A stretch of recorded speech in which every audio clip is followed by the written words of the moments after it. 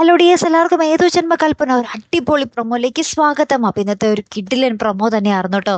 നമ്മുടെ ആദ്യം ആ ഒരു വീട്ടില്, അശ്വിന്റെ വീട്ടിൽ ആകെപ്പാടെ സങ്കടവും ദുഃഖമൊക്കെ കാണിക്കുന്നുണ്ട് കേട്ടോ. എല്ലാവരും, ചേച്ചിയാണെങ്കിലും നമ്മുടെ മുത്തശ്ശിയാണെങ്കിലും ആകെ കലിപ്പ്, മുത്തശ്ശിയാണെങ്കിൽ തളർന്ന് എന്താ പറയാ, തലകറങ്ങി വീണ് കിടക്കുന്നു. അങ്ങനത്തെ കുറെ ദുഃഖകരമായിട്ടുള്ള ഒരു നിമിഷങ്ങളാണ് കേട്ടോ ആദ്യം നമുക്ക് ഈ ഒരു പ്രൊമോയിൽ കാണുവാൻ സാധിക്കുന്നത്. പിന്നീട് നമ്മുടെ ശ്യാം നമ്മുടെ ശ്രുതിയോട് പറയുന്നുണ്ട്, ശ്രുതി നീ എന്തിനാ എന്നെ തള്ളിക്കളഞ്ഞിട്ട് അവനെ കെട്ടി എന്നൊക്കെ പറഞ്ഞ് നമ്മുടെ ശ്രുതിയെ ചോദ്യം ചെയ്യുമ്പോൾ അവിടെ അശ്വിൻ വന്ന് അവരുടെ നടുക്ക് നിൽക്കുന്ന ഒരു രംഗവും നമുക്ക് കാണുവാൻ സാധിക്കുന്നുണ്ട്. ശരിക്കും പറഞ്ഞാൽ ശ്രുതിക്ക് ഒന്നും എന്താ പറയാ സംസാരിക്കാൻ അവിടെ കഴിയുന്നില്ല. നമ്മുടെ അശ്വിനൊന്നും സംസാരിപ്പിക്കുന്നില്ല.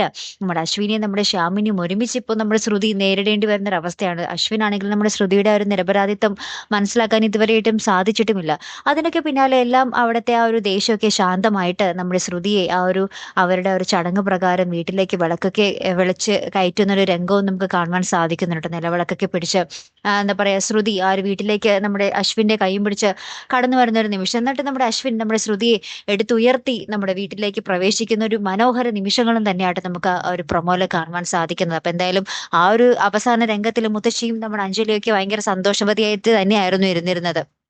അപ്പൊ എന്തായാലും അവിടുത്തെ കാര്യങ്ങളൊക്കെ കലങ്ങി തെളിഞ്ഞു എന്ന് തന്നെ വേണം കരുതാൻ. പക്ഷെ നമ്മുടെ അശ്വിന്റെ മനസ്സിലെ ഒരു സംശയം, നമ്മുടെ ശ്രുതിയോടുള്ള ഒരു സംശയം, അതൊന്നും മാറിക്കിട്ടും അല്ലെ? ശ്രുതിയോട് യഥാർത്ഥമായിട്ട് എപ്പോൾ ആ ഒരു നേരത്തെ കുറച്ചു നാൾ മുന്നേ ഉണ്ടായിരുന്ന ഒരു പ്രണയം എപ്പോൾ തിരികെ വരും, അതാണ് നമുക്ക് അറിയേണ്ടത്. അപ്പൊ എന്തായാലും നമുക്ക് കാത്തിരുന്നതിനെ കാണാട്ടോ. അപ്പൊ ഇതുപോലുള്ള പ്രൊമോ റിവ്യൂസിനും എപ്പിസോഡ് റിവ്യൂസിനും ഒക്കെ നിങ്ങൾ മറക്കാതെ ചാനൽ സബ്സ്ക്രൈബ് ചെയ്യുക.